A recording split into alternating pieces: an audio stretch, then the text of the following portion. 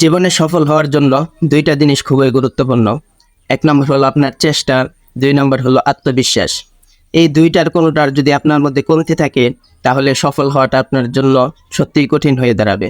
আত্মবিশ্বাসটা এরকম, আপনার যদি নিজের উপর নিজের ভরসা না থাকে, আপনি নিজে যদি মনে করেন যে না, এই কাজটা আমার দ্বারা সম্ভব নয়, তাহলে দেখবেন যে সত্যি এই কাজটা আপনার দ্বারা সম্ভব হবে না কখনো।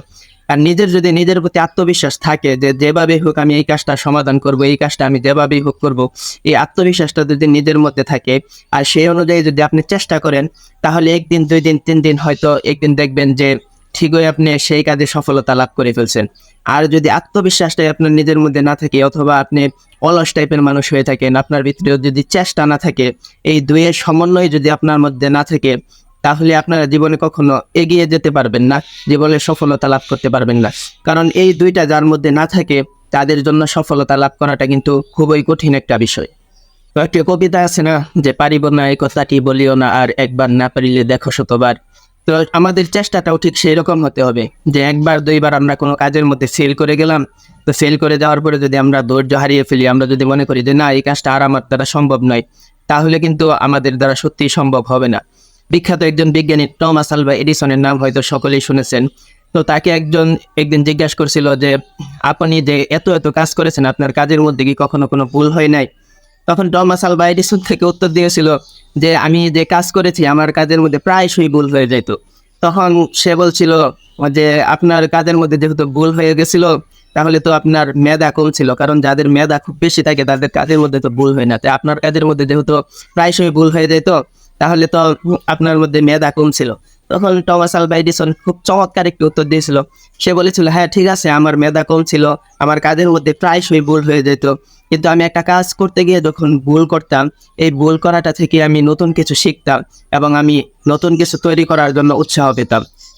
একটা জিনিস সবসময় মনে রাখবেন, আপনি একটা কাজের মধ্যে যদি একটা কাজ করতে গিয়ে যদি ভুল করেন, মনে করেন খুব কষ্ট করে আপনি একটা কাজ করতে গেলেন, কিন্তু এই কাজটার মাঝপথে গিয়ে আপনার ভুল হয়ে গেল, তো আপনি হয়তো ভাবতে পারেন যে না, আমি এত শ্রম দিলাম, এত চেষ্টা করলাম, এত কঠোর পরিশ্রম করলাম, সবকিছুই হয়তো আবার বিফলে গেছে।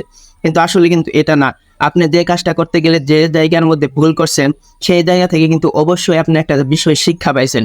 সেই শিক্ষাটা আপনার পরবর্তী কাজে বা পরবর্তী আপনি যে কোনো কাজ করেন বা যাই করেন, পরবর্তীতে কিন্তু আপনার জীবনে কাজে লাগবে। আর আমরা যদি হাল ছেড়ে দিয়ে যে কোনো কাজে সফলতা লাভ করাটা একদমই অসম্ভব।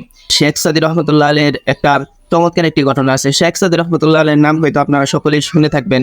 তিনি জগৎ বিখ্যাত একজন কবি ছিলেন এবং ওনার মেধার কথা না বললেই নয়। ওনার মেধাও ভালো ছিল, তবে ওনার বাচ্চা বয়সের একটি চমৎকার ঘটনা আছে। বাচ্চা বয়সে তিনি যখন মক্তবের মধ্যে বা তার মাদ্রাসার মধ্যে শিক্ষা লাভ করার জন্য যাইতেন, তখন দেখা গেছে যে আরবির প্রথম হরফগুলা, অর্থাৎ আলিফ বা তাসা, এইগুলা পড়তে পড়তেই ওনার প্রায় বছর চলে যাচ্ছিল, কিন্তু উনি কায়দা করে শেষ করতে পারেন না। মানে এইরকম একটা অবস্থা, তার নিজের একটা হয়েছিল যে না, এইগুলা লেখাপড়া হয়তো আমার দ্বারা সম্ভব না, এই বলে সে একেবারে মাদ্রাসা থেকে আর কি চলে যাইতেছে যে না, আমার দ্বারা আর লেখাপড়া সম্ভব নয়। চলে যাওয়ার পরে সে একটি পাহাড়ের সামনে গেল। পাহাড়ের সামনে গিয়ে দেখে যে ঝর্ণা থেকে, মানে উপর থেকে, পাহাড়ের উপর থেকে এক ফোঁটা ফোঁটা পানি নিচে পড়তেছে। এক ফোঁটা ফোঁটা পানিটা পড়তেছে একটা পাথরের মধ্যে, বড় একটা পাথরের মধ্যে ফোঁটা ফোঁটা পানি পড়তেছে। তো সে খুব লক্ষ্য করে দেখলো যে এই পাথরটা গর্ত হয়ে গেছে। তো চিন্তা করলো যে এই পাথরটা গর্ত হলো কিভাবে। একজন লোককে জিজ্ঞেস করলো যে এই পানি যে এখানে পড়তেছে, এটা কত বছর যাবত পড়তেছে? তখন ওই লোক উত্তর দিল যে এই পানিটাতে পড়তেছে, এটা তো প্রায় অনেক বছর যাবত পড়তেছে, আমরা ছোট থেকেই দেখতেছি এই জায়গার মধ্যে পানি পড়তেছে। তখন বললো যে ঠিক আছে, তাহলে হয়তো এই পানি পড়তে পড়তে এই পাথরটা ছিদ্র হয়ে গেছে। তখন তার মনের মধ্যে একটা চিন্তা আসলো যে আসলে এই ফোঁটা ফোঁটা পানি পড়ে এত শক্ত পাথর যদি ছিদ্র হয়ে যেতে পারে, তাহলে আমি কেন পারবো না? আমি যদি চেষ্টা করতে থাকি, আমি যদি এই লেখাপড়াটা নিয়ে চেষ্টা করতে থাকি, তাহলে হয়তো আমার দ্বারাও সম্ভব। যেহেতু এক ফোঁটা ফোঁটা পানি করে যদি পাথর গর্ত হয়ে যেতে পারে, তাহলে আমার দ্বারা কিন্তু এলেম অর্জন করা সম্ভব নয়। তখন তার মনের ভিতরে একটা আত্মবিশ্বাস আসলো। সে আবার মাদ্রাসায় চলে গেল এবং মাদ্রাসায় চলে যাওয়ার পর দেখা গেছে যে সে এই আত্মবিশ্বাসের সহিত লেখাপড়া করে সে একদিন জগৎ বিখ্যাত কবি হয়ে গেছে। প্রত্যেকটা মানুষের জীবনের ঘটনাগুলো এরকম। যদি মানুষের মধ্যে আত্মবিশ্বাস থাকে, তার যদি চেষ্টা থাকে যে না, আমি এই কাজটা যেভাবেই ভোগ করবো, একদিন দেখবেন সে পুরাপুরি সফল না হইলেও, যদি 100% সফল না হইতে পারে, 80% হইলেও সফল হয়ে গেছে। আর যদি সে চেষ্টাই না করে, সে যদি প্রথম থেকেই ভাবে, কাজ শুরু করার আগে যদি সে ভাবে যে না, আমার দ্বারা এটা সম্ভব না, আমি এটা করতে পারবো না, তাহলে তো সে কাজেই শুরু করলো না, তাহলে সফলতার তো প্রশ্নই আসে না।